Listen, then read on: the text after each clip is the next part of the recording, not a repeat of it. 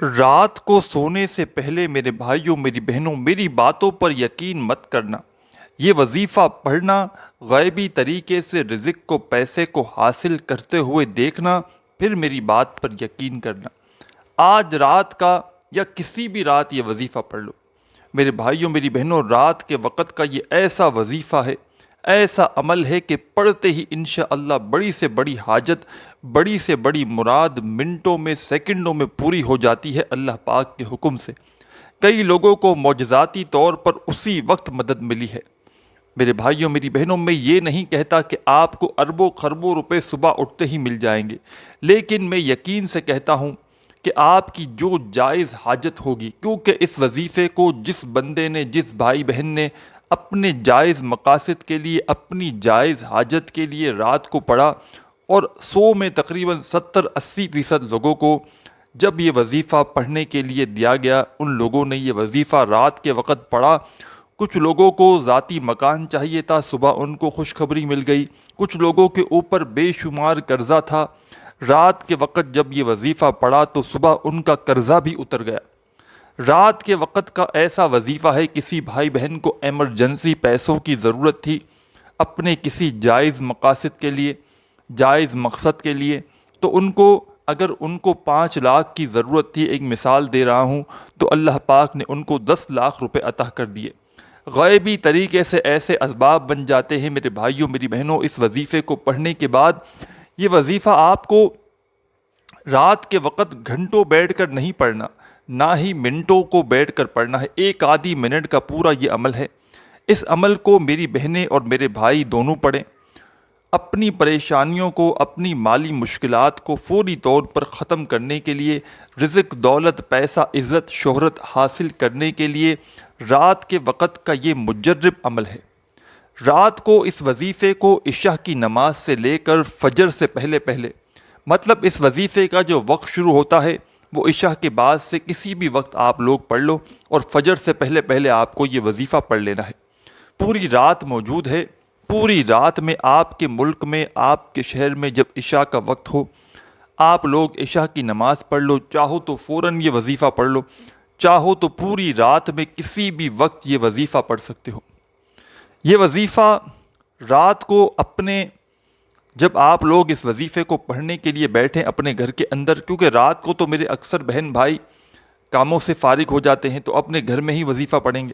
اگر کوئی ایسے میرے بہن بھائی ہیں جن کی کوئی رات کی جاب ہے، رات کی ڈیوٹی ہے، تو پھر وہ اس وظیفے کو اپنی جاب کی جگہ پر، اپنی ڈیوٹی کی جگہ پر، جہاں وہ ہوں وہاں پر یہ وظیفہ پڑھ سکتے ہیں۔ اب پیارے بھائیوں میری بہنوں، یہ وظیفہ جب آپ لوگ پڑھنے کے لیے بیٹھیں تو اس وظیفے کو کس طرح پڑھنا ہے، کس طریقے سے پڑھنا ہے۔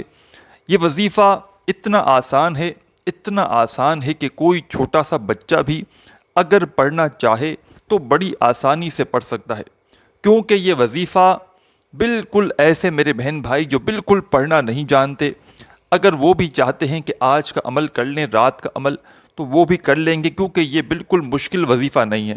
اور میں اپنے ان تمام بہن بھائیوں کو جو بالکل پڑھنا نہیں جانتے، ان کو میں اپنی ہر ویڈیو میں وظائف پڑھ پڑھ کے بھی بتاتا ہوں، تاکہ ان لوگوں کو جب وہ وظیفہ پڑھنے لگیں تو ان سے کوئی بھی مسٹیک نہ ہو اور وہ آسانی سے پڑھ بھی لیں۔ تو آپ لوگ رات سے پہلے اگر ویڈیو دیکھتے ہیں تو وظیفہ نوٹ کر لیں، اور رات کو یہ وظیفہ عشاء کی بات کر لیں۔ آپ لوگ کسی بھی ملک میں ہو دنیا میں، اس سے کوئی فرق نہیں پڑتا، چاہے پاکستان میں ہو، چاہے انڈیا میں، چاہے بنگلہ دیش میں، نیپال میں، افغانستان میں، سعودیہ میں، دبئی میں، مسقط میں، عمان میں، دنیا کے جس گاؤں، جس کونے، جس گلی میں آپ لوگ موجود ہو، اس سے کوئی فرق نہیں پڑتا۔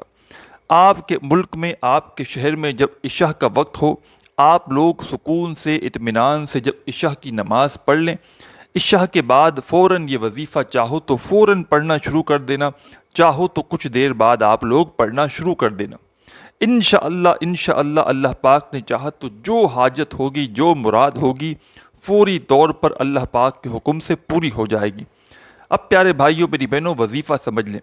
جب سکون سے رات کو اپنے گھر میں، آفس میں، دفتر میں، جہاں کہیں ہو بیٹھ جائیں، سب سے پہلے آپ کو سب سے پہلا کام جو کرنا ہے، ایک مرتبہ آپ کو درود پاک پڑھنا ہے، صرف ایک مرتبہ۔ ایک مرتبہ اونلی 1 مرتبہ درود ابراہیمی پڑھ لیں، صلی اللہ علیہ وآلہ وسلم پڑھ لیں، صلی اللہ علی محمد پڑھ لیں، جو درود پاک پڑھنا چاہیں آپ لوگ ایک مرتبہ پڑھ لیں، یا آپ لوگ صلی اللہ علی حبیبہ محمد وآلہ وسلم درود خضری پڑھ لیں۔ یہ بہت ہی خاص درود پاک ہے، آپ کو اپنی اسکرین پر بھی دکھ جائے گا۔ سب سے پہلے ایک مرتبہ درود خضری پڑھ لیں، بہت آسان ہے، صلی اللہ علی حبیبہ محمد وآلہ وسلم۔